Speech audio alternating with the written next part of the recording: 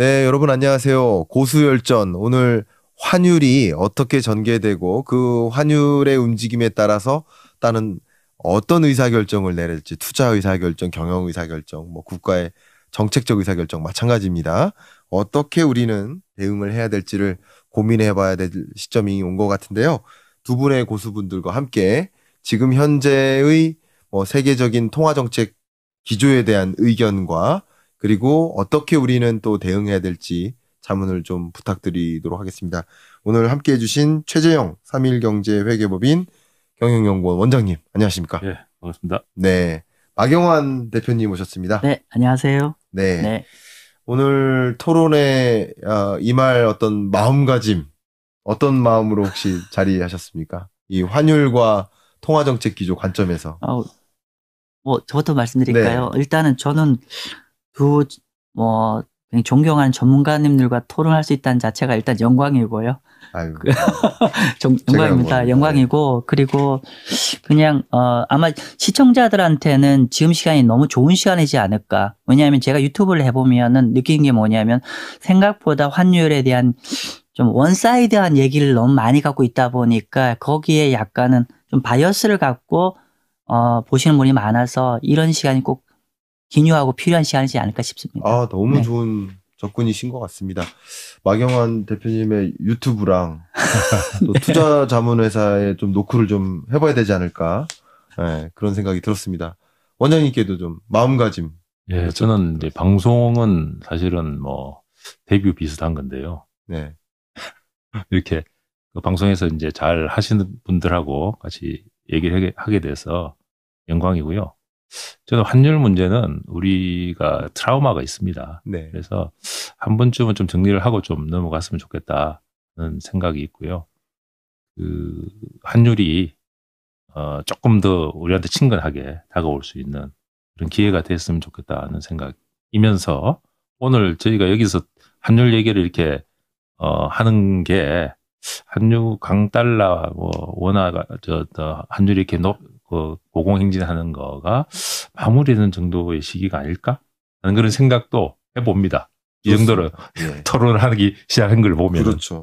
저도 이제 각종 뉴스 프로그램에 이제 공중파 방송에 이렇게 초대될 때 보면은 슈퍼 강달러 오면은 반드시 연락 옵니다. 슈퍼 강달러 오는 날. 그죠? 근데 이렇게 환율을 가지고 토론하는 이 시점이라고 한다면 이제 그 슈퍼 강달러가 저무는 시점이라고 또 생각해 볼 수도 있겠죠. 그렇게 긍정적으로 생각해 보고 말씀을 나눠보도록 하겠습니다. 제가 지난주에 말씀 나눴던 걸 조금 정리를 해볼게요. 물론 저의 의견일 수 있지만 정리를 해놓고 그리고 오늘 이야기를 접근하면 훨씬 쉽기 때문에 정리를 잠깐 하도록 하겠습니다. 그러니까 환율이라는 것은 어쨌든 남의 나라 돈을 우리나라 돈으로 얼마 주고 바꿀까의 개념이 되기 때문에 그 남의 나라 돈의 가격이라고 볼 수 있겠죠. 근데 가격을 결정짓는 변수가 너무너무 많은데 그걸 나름 수치화 이렇게 정례화 해본다면 기본적으로 양국 간의 금리 차가 영향을 줄 거라고 볼 수 있을 것 같고 그리고 금리 차를 무시하고도 정말 외재적인 충격이죠. 전쟁 같은 거 이런 지정학적 리스크가 불거지면 슈퍼 강달러가 다른 걸 다 무시하고 야기되는 경향이 있겠죠. 지정학적 리스크. 그리고 그 나머지 것들이 특별한 변화가 없다 그런다면 그 나라 경제의 펀더멘탈이 얼마나 견고한 것인가의 차이에 따라서 이쪽 나라로 돈이 이동할지 이쪽 나라로 돈이 이동할지를 결정하니까 그게 또 환율의 움직임을 보여주는 것 같다. 이 세 가지 틀에서 환율을 좀 보시면 좋겠다. 이런 의견을 좀 모았습니다. 근데 이 중에서 우리는 유독 나머지 변수는 그냥 같을 거라고 변화가 없을 거라고 전제하고 그림을 그려야 되는 상황이니만큼 금리에 좀 집중해서 말씀을 나눠볼 수 있도록 하겠습니다. 제가 좀 서론이 길었지만 여러분의 이제 일부를 안 보고 오신 분들이 좀 계시기 때문에 좀 정리를 했습니다. 자, 그러면 이제 단도직입적으로 여쭙도록 하겠습니다. 한미 간의 금리 격차에 대해서 앞에 말씀하신 것처럼 우리나라 국민이 좀 트라우마가 있어요. 그러면 2%포인트라는 한미 기준금리 격차가 여기서 추가적으로 더 벌어지면 우리가 고민하는, 우리가 걱정하는 그런 문제가 터질 수 있다, 없다. 어떻게 생각하십니까? 벌어진다 하더라도 그런 상황은 아니고요. 네. 위기를 말씀하시는 것 같은데, 그렇죠. 위기는, 국가에 대한 신뢰가 무너질 때 생기는 거고요. 네. 지금 일본 같은 경우를 예를 들어 보면, 2019년도가 이제 팬데믹 전이니까, 그때의 우리나라 환율이 한 1150원 정도 됐습니다. 그걸 기준으로, 그때 그 같은 기준으로 따져서, 지금 엔화 환율을 보면은, 네. 1600원대 중반대거든요. 예. 1600원대 중반대인데 일본 크게 뭐 외환위기 온다든지 그런 건 아니잖아요. 그렇죠. 그런데 우리가 약간 1600원이다. 그러면 엄청나게 놀라시겠죠. 그런데 사실은 한 1년 전만 하더라도, 2년 전만 하더라도 1300원대 아주 공포의 대상이었죠. 1400원까지 가고 그랬으니까. 네. 그러니까 예컨대 그 금리 차가 조금 더 벌어진다 예컨대. 저는 그렇게 보지는 않는데, 네. 그렇게 그런 상황이 발생한다 하면 자본을 통제할 것이냐, 아니면 그냥 환율을 좀 올릴 것이냐, 이 차이거든요. 그렇죠. 그 환율도 하나의 가격이란 말이죠. 예. 그러니까 가격이 올라가면은 환율이 더 올라갈 것이라는 기대가 조금 죽기 때문에 거기서 균형을 이룹니다. 네. 지금까지 온 상황이 그랬어요. 1200원대에서 1300원대 오더라도 그 상황에서 유지가 된단 말이죠. 그 상황에서 또 새로운 뉴스가 나오면 또 반응을 하고. 그렇기 때문에 금리차가 더 늘어난다, 한다. 이 상황 가지고 이게 뭐 위기가 온다, 아니다. 네. 그리고 환율이 조금 더 올라간다고 해서 그게 문제가 된다, 안 된다. 이렇게 판단하는 것은 저는 바람직하다고 보고요. 네. 바람직하지 않다고 보고요. 오히려 경제의 기본적인 신뢰성, 국가 신인도 이런 쪽을 봐야 환율에 대한 위기 가능성에 대한 것은 그쪽에서 판단하기 더 옳다 이렇게 보고 있습니다. 좋습니다. 원장님께서는 국가의 신뢰성의 변화가 없다면 추가적인 금리 격차가 벌어지는 일이 있다 하더라도 그게 뭐 외환위기 같은 성격의 일로 전개되지는 않을 것이다 이렇게 말씀을 주신 것 같습니다. 마경환 대표님께도 여쭤보도록 하겠습니다. 다른 의견이 좀 나오면 좋겠는데 다른 의견이 한 번도 안 나옵니다. 혹시 대표님은 어떤 생각입니까? 추가 격차가 벌어지면 좀 위험할 수 있다라고 보십니까? 일단 저는 벌어지지 않을 거라 보는데, 네. 만약에 벌어진다고 하면은, 원화가 달러 대비 약세로 갈 텐데, 이 약세로 가는 게 예를 들면 지금 1,300원인데 뭐 1,400원 이렇게 갈 여지가 있을 텐데, 문제는 이 약세로 가는, 그러니까 어느 정도까지 더 약세로 가냐가 결국 관건일 거고, 좋은 예가 일본이 최근에 지금 150엔에서 160엔 일시로 갇혔죠. 근데 외환시장 개입을 했잖아요.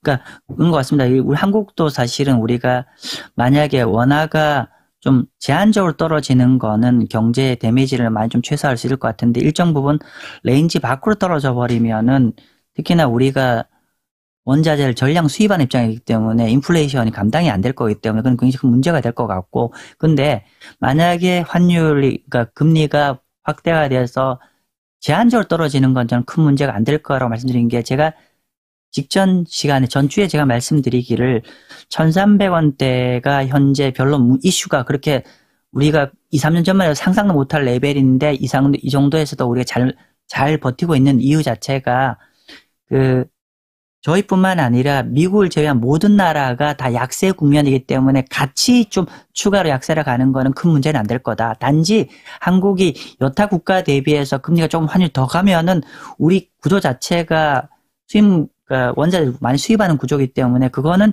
여러 가지 더 큰 문제가 야기되기 때문에 그 부분은 문제가 되겠지만 제한적으로 약세로 가는 거는 괜찮지 않을까 생각합니다. 네. 네. 두 분 다 좋은 의견 감사하고요. 자, 그러면은 이제 한미 기준금리 격차를 좁힐 수 있을까에 대한 의견을 좀 여쭤보려고 하는데요. 재밌게도 지금 말씀 나눈 달러 인덱스를 구성하는 나머지 소위 6대 기축통화라고 해야 될까요? 뭐 일본 엔화라든가 스위스 크로나라든가 뭐 유로존 유로화라든가 이런 다른 통화의 이 중앙은행에서의 기준금리 결정을 보니 다 미국보다 낮아요. 나머지 이 국가들이. 근데 미국보다 높은 나라가 이 선진국 중에는 찾기 힘듭니다. 그러니까 영국도 낮고요. 그렇죠. 다 미국보다는 낮은 상황입니다. 그러니까 기준금리 격차가 다 미국보다 낮게 이렇게 형성되어 있기 때문에 그런 면에서 우리나라가 유독 먼저 금리를 인하하지 않거나 같은 방향으로만 나머지 국가들하고 움직인다면 그게 큰 대외적인 충격을 주진 않을 수 있겠다라는 생각을 좀 해볼 수 있겠는데 그런 관점에서 한번 이번에 여쭤보도록 하겠습니다. 이번에는 전망이 아니라 우리나라의 거시경제 상황을 봤을 때 물가가 확실히 목표하는 수준에 왔습니다. 만약에 물가 상승률이 근원 물가, 소비자 물가 상승률이 2%에 정확히 왔고요. 여기서 3.5%의 기준금리를 더 운용하다가는 어쩌면 2% 밑으로 떨어져서 다시 2020년 때처럼 디플레이션을 우려하는 상황이 올 수도 있습니다. 18, 19, 20년 우리 디플레이션을 우려했었습니다.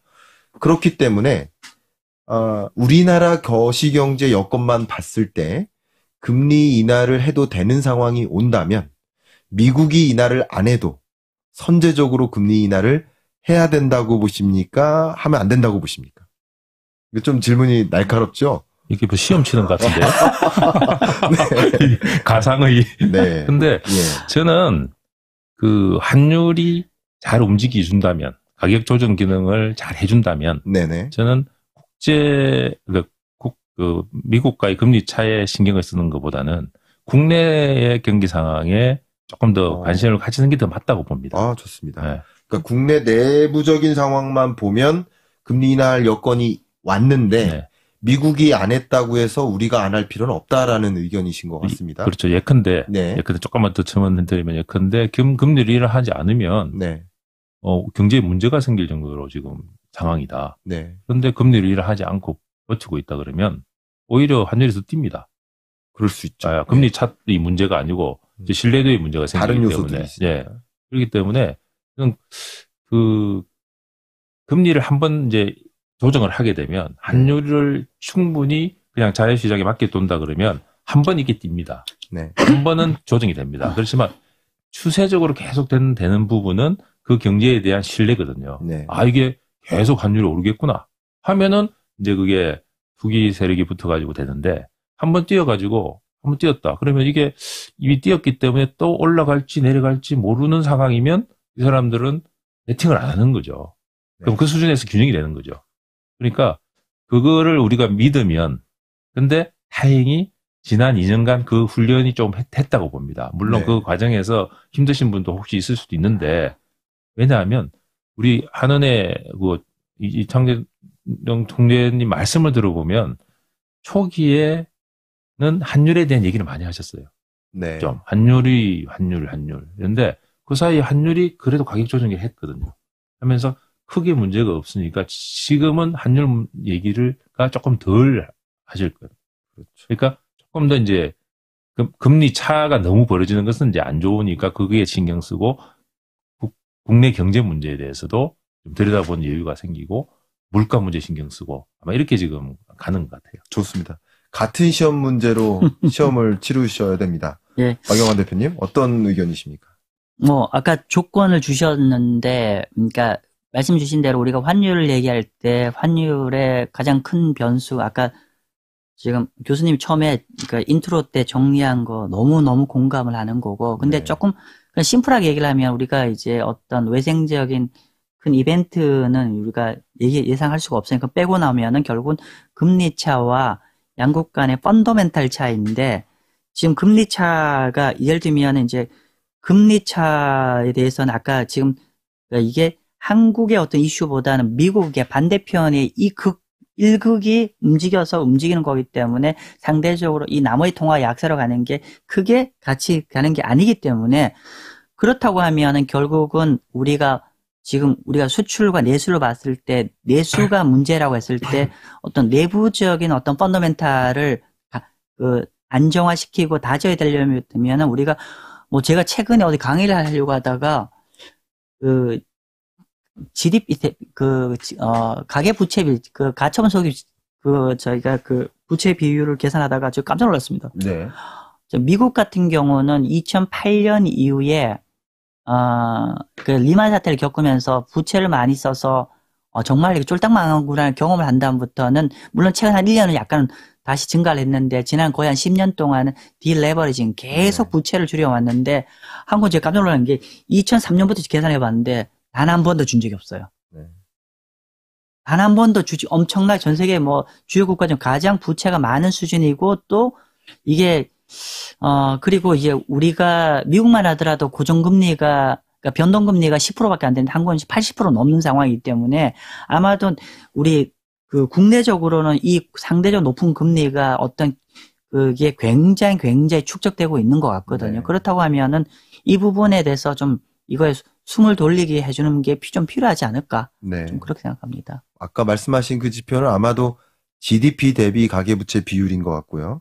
우리나라는 그게 상대적으로 디레버리징 절차를 못 가졌기 때문에 높은 금리에 따른 압박을 많이 받고 있다. 네. 그렇기 때문에 우리나라 여건이 좀 조성이 된다면 역시 우리나라도 선제적인 금리 인하를 할 수 있는 것이다. 네. 라는 의견이신 것 같습니다. 네, 제가 갑자기 기억났습니다. 아까 네. GDP도 그런 심각한데, GDP 대비 부채도 심각한데, 제가 가처분 소득을 한번 계산해 봤어요. 네. 그런데 가처분 소득도 그 GDP 국가 부채, 그러니까 그거와 비슷한 레벨로 계속 늘었어요. 맞습니다. 그래서 좀 이게 양극화가 굉장히 심각한 상황인데, 이제 이렇게 금리가 높은 상황이니까 사실 제 주위에만 하더라도 대출금 7%로 받고 있거든요. 네. 너무 힘들어하세요, 사실은. 맞습니다. 네. 예. 이게 되게 재미있게도 잠깐 첨언을 드린다면 가계부채 규모 면에서는 22년 연중에 한번 줄긴 줄었었거든요. 되게 특이한 일이 있었습니다. 연간 기준으로 계속 늘다가 네. 22년에 금리 인상 막 할 때 그때 가계부채 규모 분기별로 줄긴 줄었었거든요. 근데 그 구간에 소득이나 GDP 규모의 감소 속도가 더 빨랐기 때문에 여전히 대비해서는 그렇죠. 올라갔었어요. 맞습니다. 그러니까 첨언을 드리는데 저도 네, 그 지표를 관심 있게 보고 있어서 자 그러면은 두 분 다 비슷한 생각을 어느 정도 하시는 것 같아요. 그러니까 우리 한국은행의 금리 결정은 대내적으로 물가 안정됐는지 금융 안정됐는지 경기 안정 어떤지 이런 것들을 고루 지켜보면서 의사결정을 내리지만 동시에 또 신경을 쓰지 않을 수 없는 것이 한미 간의 금리 차인 것인데 지금은 한미 금리의 어떤 격차가 중요하기보다는 이게 나머지 여건이 유지된다고 한다면 우리나라 여건이 조성이 되면 인하할 수도 있는 것이다라는 이제 의견을 주셨어요. 그게 지금 벌어지고 있는 모습들이지 않나 생각이 됩니다. 예를 들면 스위스, 스웨덴, 헝가리, 브라질, 멕시코 튀르키예, 물론 저마다 상황이 다 다릅니다만 그런 나라들이 선제적으로 미국보다 금리 인하를 시작했고 그리고 또 재밌게도 영국과 유로존이 6월 정도면 금리 인하를 할 것으로 이제 포워드 가이던스를 던졌어요. 그런 모습을 보면 선제적으로 금리 인하를 하고 오히려 선제적인 금리 인하를 했는데 그것으로 인해 고민했던 우려했던 일이 사실 벌어지지도 않고 있고 그런 면에서 한국은행 총재께서는 한미 간의 금리 격차에 대한 그 걱정보다 우리 한국 경제에 조금 더 가중치를 부여하고 의사결정 내리지 않을까 하는 생각도 좀 듭니다. 이 부분 혹시 어떤 의견이신지 여쭤보고 싶습니다. 저도 아까 말씀드린 대로 비슷한 생각인데요. 다른 나라들도 이제 각국의 이제 사정에 따라서 금리를 이제 내렸을 거란 말이죠. 네. 그 금리를 내리면 달러가 순간적으로는 강세가 될 겁니다. 이제 달러 인덱스라는 게 국익하고 연동이 됐으니까 있지만 아까 또 계속 말씀드렸지만 한번 레벨이 형성이 되면은 그 수준을 유지를 하기 때문에 네. 그 수준을 용인을 할 수가 있다면 괜찮다는 거죠. 네. 그러니까 그렇다 그러면 국내 상황이 어떻게 될 것인가를 이제 잘 들여다봐야 되는데 네. 이거는 이 금리에 대해서 어떤 포지션을 갖고 있는지에 대해서에 따라서 다 다른 거죠. 어떤 분은 그 부채를 갖고 있으신 분도 있고 어떤 분들은 자산을 갖고 있으신 분도 있고 그렇기 때문에 다르지만 네. 현재 우리 경제를 봤을 때는 체감 경기는 안 좋거든요. 네. 최강 경기는 안 좋고 지표 경기는 좋다. 최강 경기는 결국은 소비란 말이죠. 네. 소비고 조금 더 이제 막 조금 더 흥청망청이라 그럴까요? 예. 막 이렇게 좀 이렇게 하는 거는 부동산 경기를 봐야 되는데 소비가 작년하고 비슷하거나 조금 더 줄는 것 같고 네. 건설 경기는 마이너스입니다. 작년이 그렇게 안 좋다 그랬는데도 플러스였거든요. 마이너스니까 올해가 최강 경기상으로는 제일 안 좋을 거예요. 근데 뭐 언론에는 자꾸 뭐 성장률이 올라갔다 이렇게 하니까 그걸 보시는 분들은 상당히 당혹스럽긴 할 텐데 네.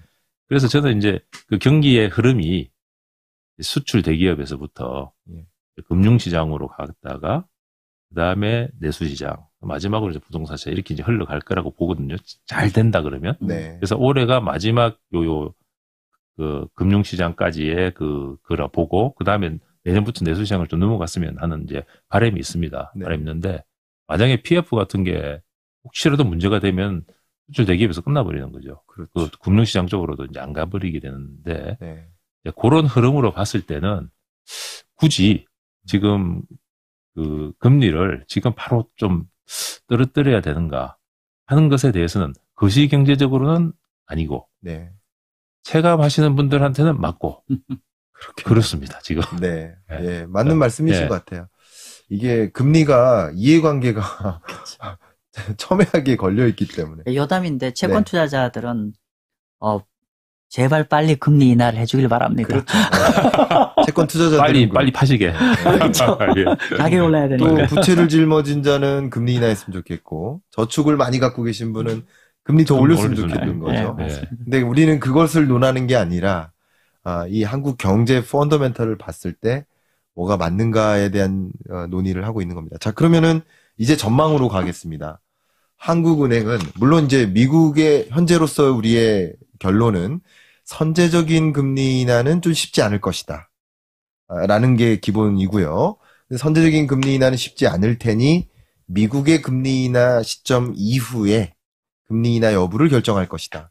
자, 그러면 마경환 대표님께서 지난 주에 말씀을 주셨듯이 미국이 먼저 7월 정도 혹은 9월 정도에 인하를 시작한다라고 생각을 하셨는데 그런 걸 전제로 했을 때 한국은행은 어떻게 금리 인하 결정을 내릴 것인지 생각을 여쭙겠습니다. 제가 하는 총재님 마음은 어떤지 잘 모르겠는데 네. 그냥 제가 지금 하는 총재라고 했을 때는 좀 부담을 덜 가지고 싶어요. 네. 그러니까 어쨌든 간에 연준이 전 세계의 어떤 경제와 금융시장의 좀 바로메타가 되는 입장에서 먼저 제가 개인적으로 먼저 선제적으로 의사결정을 했다가 어떤 예상치 못한 변수가 왔을 때 네. 불편할 수도 있을 그렇죠. 거고 일단은 미국이 먼저 움직이면은 한 다음 달 정도, 그 다음 달 정도 하느니 좀 금리 인하를 좀 시작하지 않을까라는 네. 개인적 견해를 갖고 있습니다. 네. 좋습니다. 네. 이 부분 한번 똑같이 여쭤보도록 네. 하겠습니다. 지금 이제 그 하는 내지는 이제 금융통화위원회죠. 금융통화위원회도 사람이 하다 보니까 지금 금리를 고정화되어 있는 게 1년이 넘었어요. 네. 1년하고도 한 6개월 돼 가는 거죠. 그럴 정도로 아무 지금 그런 결정을 하시는 것까지도 상당히 고민해서 이제 열심히 이제 보고 하시겠지만 그런 이제 그게 있어요. 나름에. 그래서 저는 이런 가능성도 있다고 봅니다. 그러니까 미국의 금리 인하가 임박해 있다. 네. 라는, 우리 확률로 보면은 90% 이런 게 있잖아요. 그렇게 네. 나오는 그런 정도로 컨센서스가 돼 있다. 네. 그러면 조금 빨리 할 수도 있다고 봅니다. 그거보다는 빨리. 그 말씀은 곧, 예를 들어서, 예. 다음 달에 페드가 금리 인하 할 거야 라고 거의 확신을 갖고 믿고 있을 때, 그렇다면 우리가 비슷하게나 먼저 할 수도 있는 것이다. 그렇죠. 잠깐은. 예, 저는 그렇게 생각합니다. 그렇게 가능성도 있습니다. 그렇군요. 그 정도로 미국의 금리 인하의 스탠스랑 거의 발맞춰서 하려고 노력할 것이다. 네. 이런 뜻이겠네요. 그러면 이 질문 좀 드리겠습니다. 저의 의견을 잠깐 시청자 여러분께 죄송하지만 의견을 먼저 드리면 끊고 제가 질문하죠, 뭐. 아닙니다. 괜찮습니다. 네. 제가 말씀을 드린다면 미국은 5.5 그러니까 지금의 통화 정책 기조는 기본적으로 금리 인하라고 정의하지 않는 게 편해요. 저는 그렇습니다. 이건 금리 인하를 고려하는 게 아니고 금리 정상화를 고려하는 거죠. 지금 5.5% 금리는 미국 입장에서 너무 과도한 제약적인 금리니 중립금리를 향해 금리 정상화를 가겠다라는 방향성이라고 저는 생각하고요. 제가 맞다는 주장이 아니라 저는 그런 생각이고 우리도 역시 마찬가지인데 근데 미국은 5.5%에서 내려오긴 내려올 그림을 가져갈 텐데 매우 점진적으로 천천히 인하해서 중립금리를 한 3.5%를 향해 내려올 거라고 생각합니다. 근데 우리나라는 지금 3.5%인데 역시 미국하고 똑같은 속도로 내려오면 우리는 이제 소위 1.5%가 되는 거잖아요.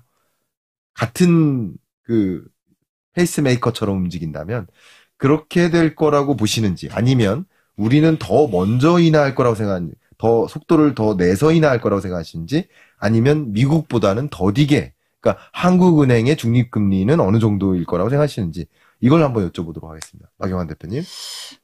굉장히 어려운 질문 주셨는데 예. 일단은 그게 제 네. 생각입니다. 제 생각 말씀 좀 네, 드리면 너무 좋습니다. 저는 일단은 결론부터 말씀해 지금 정책금리 한 3.5 정도를 한 1년 작년 1월 달부터 됐으니 거의 한 1년 반 됐네요. 반 네. 됐는데 저는 한국의 정책금리가 이게 내년 중반일지 내년 말일지 모르겠는데 저는 한 2.5에서 한 2% 초중반 정도까지는 떨어질 것 같다. 그러나 2% 언더까지는 떨어지지는 않을 것 같다는 생각을 좀 가지고 있고요. 네. 그러니까 우리가 뭐 제가 그 재경부 출신 앞에서 말씀드리기 참 뭐한데 그냥 직관적으로 그냥 우리가 직관적으로 얘기하면은 결국은 이제 우리가 물론 이제 정책 금리를 시장 금리를 동일화시켜서 얘기하기는 어렵지만은 일반적으로 시장 금리는 기본적으로 잠재 성장률, 실질 성장률 플러스 기대 인플레이션이고 그렇다고 하면은 만약에 미국과 동일하게 전제를 깔고 예를 들면 한 2% 정도로 수렴을 한다, 가정을 한다고 하면은 그러면은 한국의 그 잠재 성장률이 예를 들면 정책 금리가 2% 언더로 간다는 건 한국 경제가 굉장히 좀 많이 슬로다운 한다는 건데 그 정도로 보는 관점은 아니기 때문에 네. 저는 이제 한 2%, 2.5에서 한 2%, 고 2% 초반 사이가 갈 것 같고, 네. 미국 같은 경우는 말씀 주신 대로 저도 비슷하게 봅니다. 네. 그래서 미국의 페이스는 거의 비슷하게 보고, 단지 이제 뭐 양국을 비교를 한다고 하면 당연히 미국이 더 많이 내린 거겠죠. 그렇죠. 그러니까 미국과 동일한 페이스로 가면 한국은 완전 1%대로 내려가야 되는데, 그러기에는 한국 경제가 그렇게까지 나쁜 상황은 아니기 때문에, 네. 저는 좀 제한적으로 내려가지 않을까 싶습니다. 네, 좋습니다. 그럼 이제 막영환 대표님의 의견은 미국보다 더 가파르게 인하하기는 어렵다. 그렇죠. 그렇죠. 네, 네, 맞습니다. 그래서 왜냐하면 이전에 당긴 브레이크가 더 가파르니까. 그렇죠. 사실은. 그 금리 격차가 축소되기는 하나 다시 뭐 이렇게 역전되는 일은 어렵다. 이런 의견이신 그렇죠. 거네요. 예, 맞습니다. 저도 비슷한 생각입니다. 원장님께도 좀 한번 여쭤보겠습니다. 예, 그 역사적 관례를 보더라도 미국의 그 금리 인상과 인하의 폭이 네, 우리나라보다 훨씬 컸습니다. 그렇죠. 예, 역사적으로. 많이 올리고 예, 많이 내리고 우리는 그 중간에서 예, 이제 했던 경우가 많았던 점을 봤을 때 아마 그런 경로로 이제 따라갈 가능성이 높고요. 네, 저는 그 이제 피봇이 완전 이제 이루어졌다, 이제 시작됐다라고 네, 한다면 그 한국은행의 금리 결정의 자유도가 올라갈 것 같습니다. 그때부터는. 네, 그때부터는 미국과의 뭐 금리 격차 이런 거보다는 우리 내부 상황에 네, 대해서 그럼 금리를 어떻게 하는 게 좋을까 하는 쪽으로 갈 것 같아요. 맞아요. 그러니까 거기에 리스크 요인이 없어지는 거죠. 네, 이제는. 네. 그런 관점에서 이제 어느 시점에서 이제 움직일지는 모르나 네, 한번 이제 움직이게 되면 이제 그런 이제 될 것 같고요. 그래서 우리 경제 상황에 따라서 달라질 것 같고, 그리고 그 공교롭게도 네, 미국이 금리를 내리는 시점에, 네. 그러니까 한참 올렸다가 내리는 시점에 미국 경제가 안 좋았던 경우가 대부분이었습니다. 네, 그러니까 약간 후행성으로 금리를 내리는 경우가 많았거든요. 좋습니다. 근데 이번도 그렇죠. 상당히 지금 끌었잖아요. 네, 끌어가지고 아까 우리 그 지난주에 말씀하셨죠. 그 노동시장이 안 좋은 그런 점들이 이제 지금 이미 반영되고 있는데도 불구하고 네, 금리를 안 내리고 있다가 밀려서 내리게 됐을 경우에는 네. 경제의 여러 가지 고금리의 부작용들이 이제 현재화되는 정도의 시점에서 내릴 가능성이 높다는 거죠. 네. 그렇다 그러면 미국 경제가 이제 금리를 내리는 즈음에는 미국 경제 자체에 대한 관찰도 조금 더 이제 좀 세심하게 바라봐야 된다. 네. 이렇게 저는 생각합니다. 좋은 의견 주셨습니다. 제가 아까 대기 중에 원장님하고 대화를 하는데 제 24년 경제전망서를 꼼꼼히 보셨다고 하셨잖아요. 네.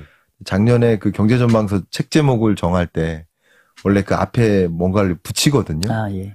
근데 제목은 이제 스태그플레이션 2024년 경제전망이 됐는데 원래 앞에 다른 걸 붙이려고 했습니다. 저의 의견은. 피벗. 예. 근데 출판사 입장에선 너무 어려운 표현이다. 그래서 좀 바꿨었던 기억이 갑자기 떠올랐습니다.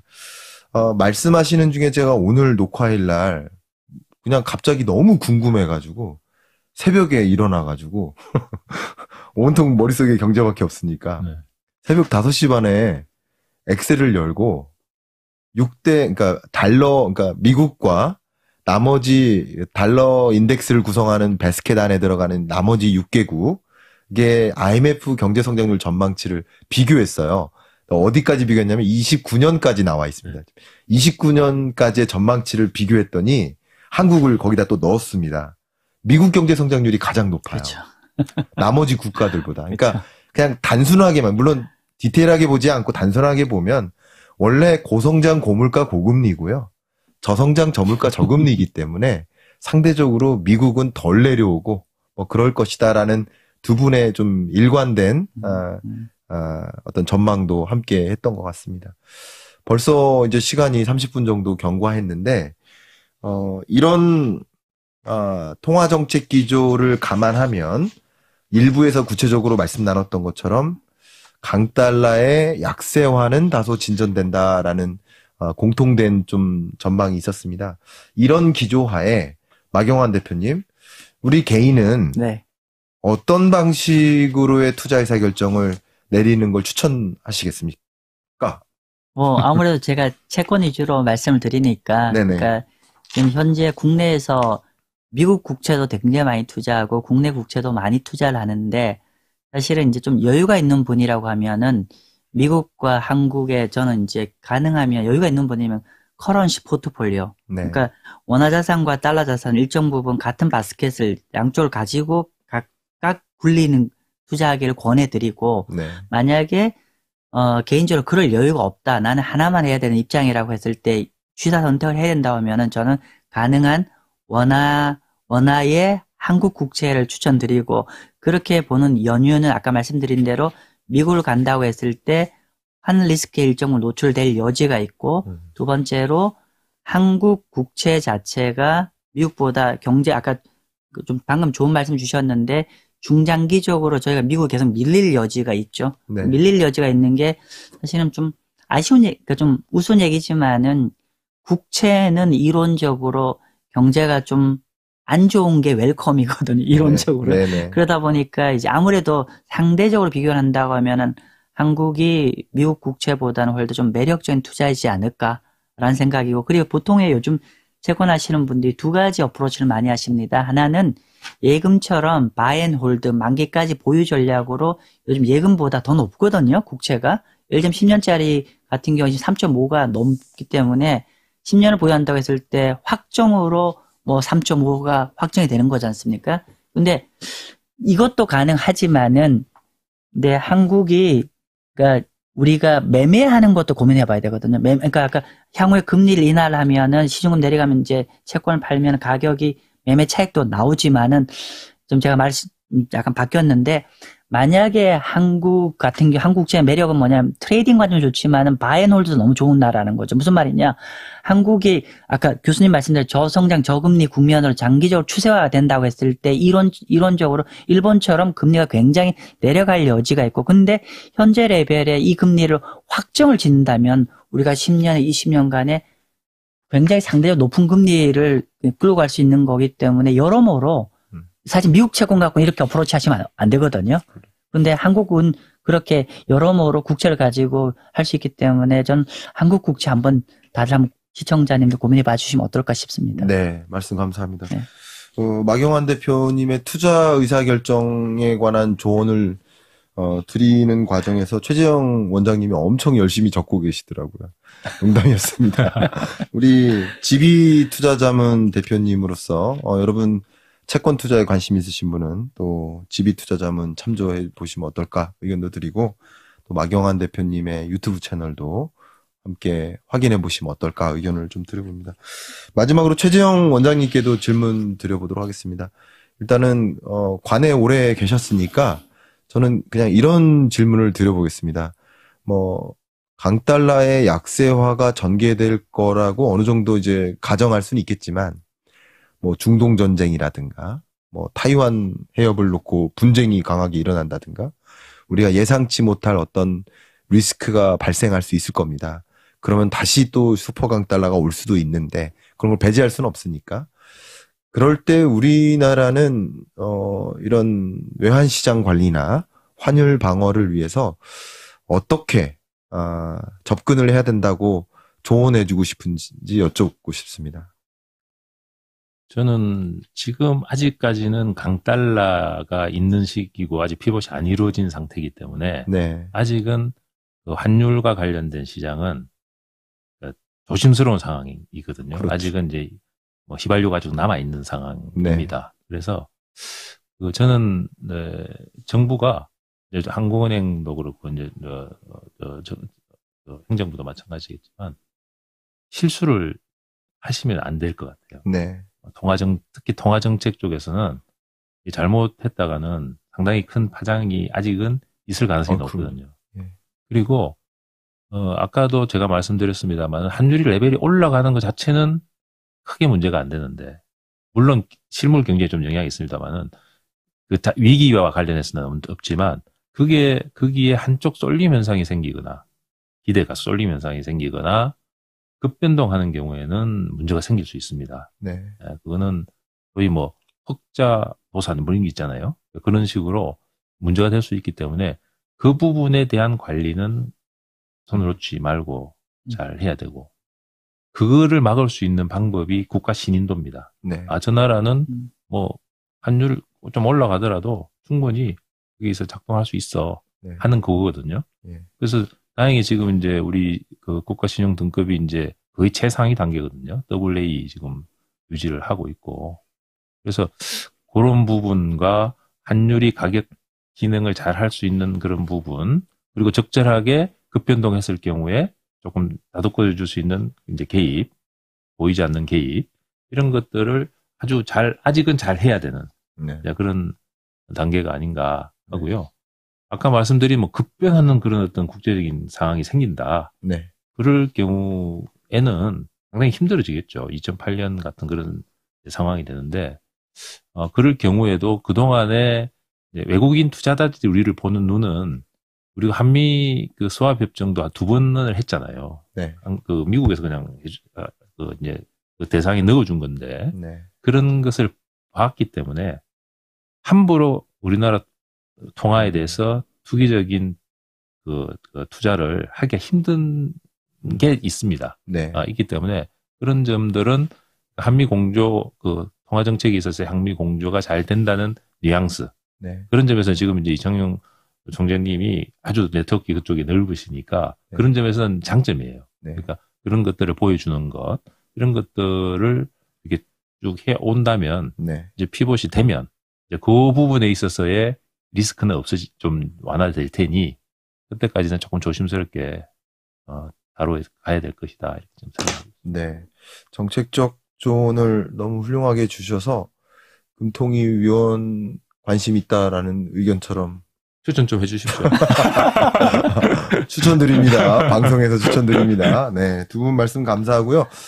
이렇게 1부, 2부에 걸쳐서 깊게 대화를 좀 나눠봤습니다. 제가 두 분이 그 어느 누구보다도 고수시라는 걸 알고 있기 때문에 그냥 질문지 다 배제하고 조금 난해한 질문들을 많이 드렸던 것 같습니다. 양해를 좀 부탁드리고 시청자 여러분들께는 정말 도움이 어디서도 듣지 못했던 대화를 나눈 것 같다 하는 생각을 좀 하셨기를 좀 바라는 마음인데요. 마지막으로 짧게 소감 말씀 여쭙도록 하겠습니다. 오늘 이렇게 토론 자리 가졌는데 마경환 대표님 어떤 느낌이십니까? 일단은 제가 CBS에 처음 출연해서 네. 신기합니다. 일단 신기하고 제가 네. 다른 방송에는 종종 출연했는데 CBS가 목동에 있는 거 사실 처음 알았네요. 네. 아무튼 뭐 그런데 일단은 그 말씀 주신 대로 CBS에 처음 온 것처럼 이런 사실은 조금은 뭐 큰 범주에서 같은 분야지만 좀 다른 생각을 갖고 있는 분하고 이렇게 어떤 특정한 주제에 대해서 얘기를 나눠본 적도 별 경험이 없는데 저 스스로도 그 말씀을 나누는 와중에 사실은 되게 좀 생각이 정리가 좀 잘 되었는 것 같고요. 그래서 아마 시청자님도 동일한 어떤 그런 시간을 가질 수 있는 좋은 시간이었지 않을까 싶습니다. 말씀 감사합니다. 마지막으로 원장님께 좀 소감 말씀 여쭙고 마무리하겠습니다. 저는 이 방송 쪽하고는 사실 친하지는 않는데 오늘 여기 와서 말씀을 한 과정에 혹시 또 시청자들이 보시기에 실수가 있었지 않나는 좀 걱정도 앞서는데 그렇게 봐주시고 그 환율이든 금리든 뭐 인플레이션이든 이렇게 주요한 가격 변수들에 대해서는 우리가 이렇게 유튜브를 많이 보고 하는 것도 좋지만 본인만이 하여튼 그 틀을 좀 갖추는 게 좋지 않을까 하는 네. 생각을 항상 저는 해왔습니다. 그래서 여기 보시는 시청자분들께서도 몇 가지 틀만 사실은 잘 가지시면은 유튜브 들을 때 그 틀에 대해서 해석하면 참 좋거든요. 그래서 오늘 환율에 대해서 좀 말씀을 좀 드렸는데 그런 조금 틀을 가지는데 좀 도움이 되셨으면 하는 그런 바람이 있습니다. 두 분 고수분들과 함께 하면서 아마 환율이라는 하나의 단어를 놓고 한 측면만을 보는 게 아니라 360도로 고루 들여다볼 수 있는 그런 시간이 되시지 않았을까 생각하고요. 여러분이 이런 하나의 주제를 놓고 다방면에서 다차원적인 사고를 하면서 혹여나 내가 하나를 미처 생각하지 못해서 미스졌지 않은 그런 일이 없도록 하는데 오늘의 두 분의 대담이 도움이 되셨기를 바라는 마음입니다. 이상 고수열전 두 분과 함께 마무리하겠습니다. 감사합니다. 네, 감사합니다. 네, 감사합니다.